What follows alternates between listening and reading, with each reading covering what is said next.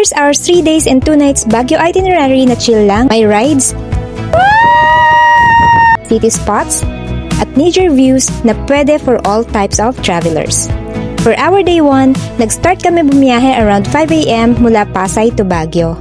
Around 10:30 AM na nung dumating kami ng Baguio City and dumiretso na kami sa Citylight Hotel. Nakapag-early check-in din nga pala kami kasi ready na yung room upon arrival. By the way guys, meron akong separate vlog para sa full details ng room tour at ng breakfast buffet ng Citylight Hotel. After magpahinga ng konti, lumabas din kami para mag-lunch. Kumain kami sa 50s Diner na walking distance lang from Citylight Hotel. Hanapin natin yung restaurant na 50 Diner Portavaga Mall, Session Road. Ang sabi dito, by foot, 4 minutes walk lang siya. Ang dami ditong pagpipilian at marami ding kids meal para sa mga bagets. After mag-lunch, Sky Ranch Baguio kagad ang first stop namin. So yung bayad dito, entrance fee muna, admission lang, 50 pesos each.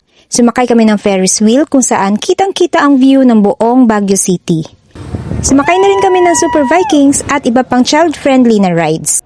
Meron din nga palang unlimited ride tickets na pwede niyong mabook sa Agoda at sa Klook. Kung sa Agoda kayo magbubook, use our activity code VAGO9 at kung sa Klook naman kayo magbubook, use VADARIESKLOOK.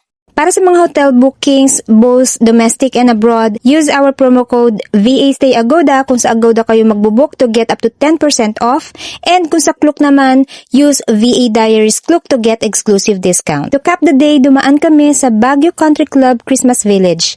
Ang gaganda ng mga Christmas lights dito. May snow factory, shows, at festive displays. Perfect na perfect for night strolls and Instagrammable pictures. Ito nga pala yung entrance fee and operating hours nila for your reference.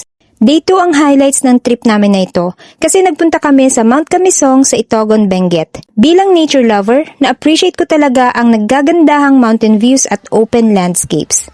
May glass walkway din dito na hindi intimidating lakaran lalo na para sa mga katulad ko na first time maglalakad sa glass structure. Napaka-presko sa lugar na to at pwede kayong tumambay kahit maghapon para masulit nyo naman yung entrance fee na nakadisplay dito sa screen. Bawal magdala ng food dito pero merong in-house restaurant na affordable ang prices at may hydration station na free water refill kaya don't forget to bring your own tumblers. Madami ding tables and benches para makapagpahinga kayo kapag napagod kayo sa pag-akyat sa mga trails dito. Reminder lang ha, bawal magpalipad ng drones dito. After mabusog yung mga mata namin sa mga naggagandahang view, ay nag-quick stop naman kami sa Wright Park. May malapit na Shakey's dito kaya dito na kami nag-lunch before mag-horseback riding. So yan guys, we're done with our lunch. And ayan, paglabas natin ng Shakey's, katapat na katapat, Wright Park. After lunch ay nag-horseback riding kami. Price range from 300 to 600 pesos, depende kung ang pipiliin nyo ay 1 hour or 30 minutes ride. After ng horseback riding at pamamasyal, dumaan muna kami saglit sa The Mansion. Isa ito sa iconic na landmark ng Baguio na perfect para sa photos at quick visit. Sa day 3, sinimulan namin ang umaga sa breakfast buffet ng Citylight Hotel. Makikita nyo dito na may mga variety of breakfast dishes din sila na perfect talaga bago bumiyahe pa uwi ng Manila. Araw-araw iba-iba yung set of menu nila dito. Before 12 noon ay nakapag-impake na kami, nag-check out and then bumalik na kami sa Genesis Bus Terminal para bumiyahe pabalik ng Manila.